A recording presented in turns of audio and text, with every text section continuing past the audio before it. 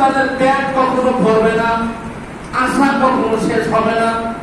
কারণটা হলো আল্লাহ রাসূল বলেন, যদি তাকে 2টা স্বর্ণ নির্মিত পাহাড় প্রদান করা হয়, 2টা স্বর্ণের পাহাড় যদি তাকে দান করা হয়, তারপরে আরেকটা পাহাড় সে আশা করবে, আরেকটা পাহাড় ওখানে ভালো হয়।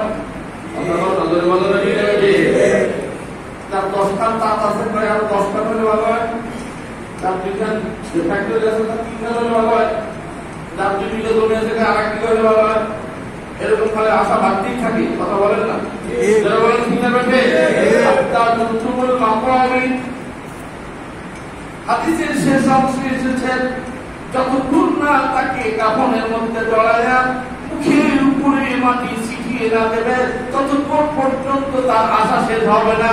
বন্ধুগণ, এর আগে বলেছিলাম ভাইজান মোহাম্মদপুরবাসীতে একজন বড় ব্যবসায়ী মৃত্যুর পর ভাইজান বলার মধ্যে শুরু হয়েছে।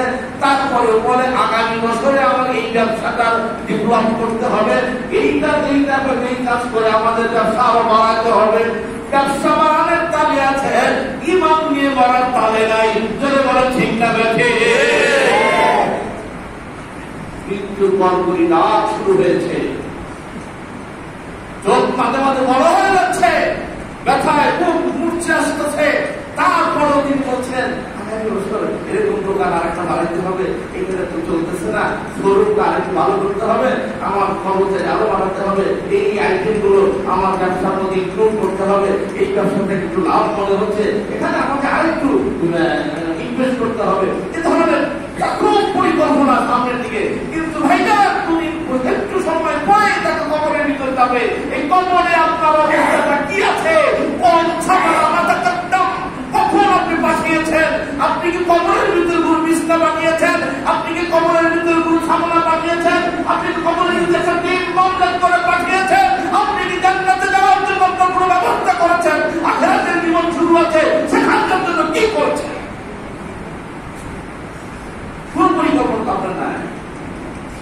আপনি সারাদিন পরিকল্পনা করছেন দুনিয়াকে আপনি বাড়াবেন, দুনিয়ার আসবাবপত্র কেমন বাড়াবেন, গাড়ি বাড়াবেন কেমন করে, বাড়ি বাড়াবেন কেমন করে, আপনার ঘর কেমন করে সুন্দর করবেন, আপনার সব কিছু সুন্দর করবেন, আপনার খবর কেমন করে সুন্দর করবেন, আপনার হাসর কেমন সুন্দর হবে, আল্লাহর সামনে আপনি কেমন করে দাঁড়াবেন, জান্নাতে আপনার জন্য শান সওগাত কেমনে পারবে, মনে হয় জান্নাতীরা আফসোস করবে। কোন আফসোস থাকবে না, একটা আফসোস। জান্নাতীরা বলবে আল্লাহ আমি যদি আর একবার সুবহানাল্লাহ বলতাম তাহলে জান্নাতের ভিতরে আর একটা কাজ পাইতাম। আজকে আপনি বুঝতে পারবেন না 2 রাকাতের সালাতের কি দাম, আজকে আপনি বুঝতে পারবেন না চাষের কি দাম, আপনি আজকে বুঝতে পারবেন না সুবহানাল্লাহ কি দাম, আজকে আপনি বুঝতে পারবেন না রাত জেগে নামাজ পড়ার কি দাম, আজকে আপনি বুঝতে পারবেন না ফজর নামাজের কি দাম।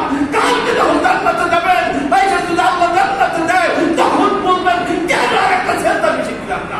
কথা বলে না ঠিক আছে, কেন আর একটা চিন্তা বেশি করে দিলাম না, তখন আফসোস হবে।